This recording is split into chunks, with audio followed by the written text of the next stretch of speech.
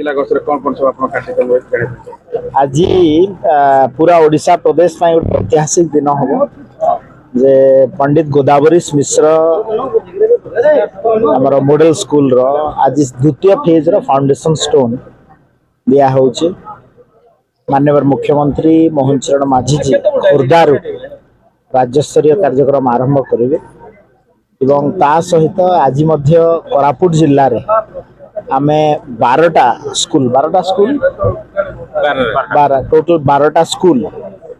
रे पंडित गोदावरी मिश्र second phase रो आमे inauguration foundation stone करा हबे। तो निश्चित भाव में शिक्षा क्षेत्र रे विशेष करी स्कूल शिक्षा क्षेत्र रे ओडिशा सरकार जो पदक्षेप लेछंती माननीय प्रधानमंत्री नरेंद्र मोदी जी नेतृत्व रे निश्चित भाव में गोटे बड़ सुवर्ण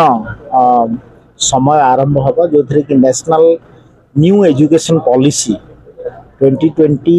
ट्रू सेंस रे इम्प्लीमेंटेशन हो पारे।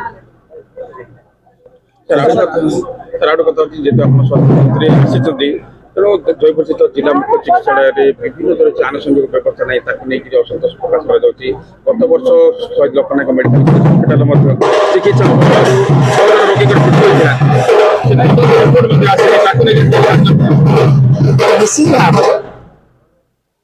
गत वर्ष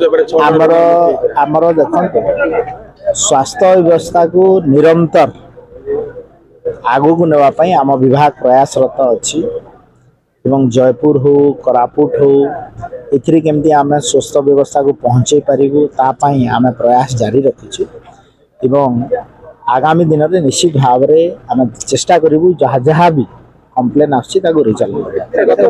रोगी मृत्यु सर रिपोर्ट बर्तन सुधा आसी नै कोन एक्शन निया हेछि